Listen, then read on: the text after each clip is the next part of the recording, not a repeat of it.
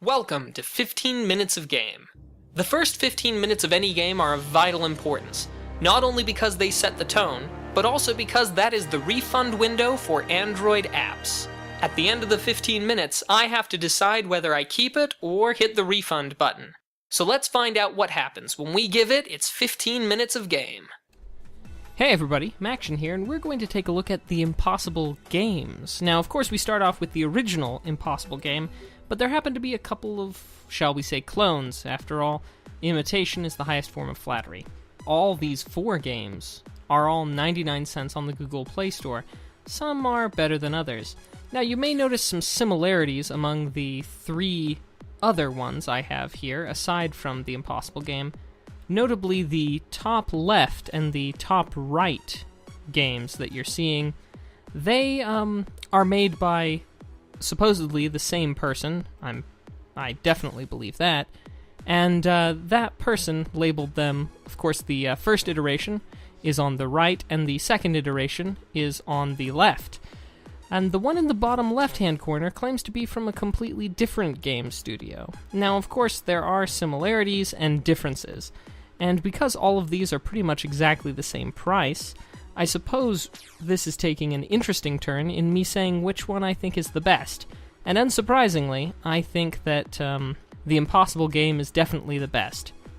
For really 2 big reasons. The first one is that its mechanics are significantly more solid. I'm sure you can see that in the other games, I'm hitting spikes that probably shouldn't have been hit.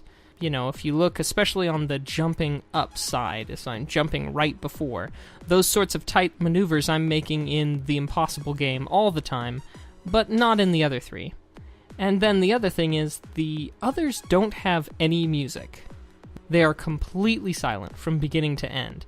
In the Impossible game, even when you have practice mode on and it doesn't have quite as awesome of a soundtrack, it's still better than nothing at all.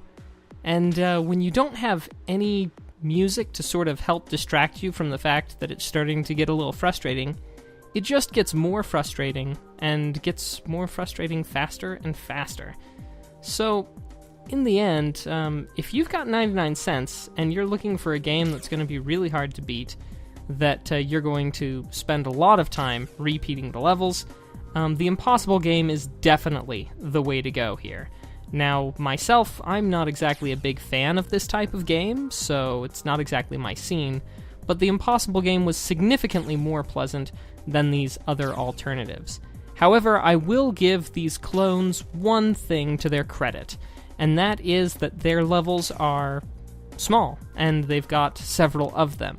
I went ahead and hit the refund button on all 3 of these clones. They just really didn't have anything to keep me there.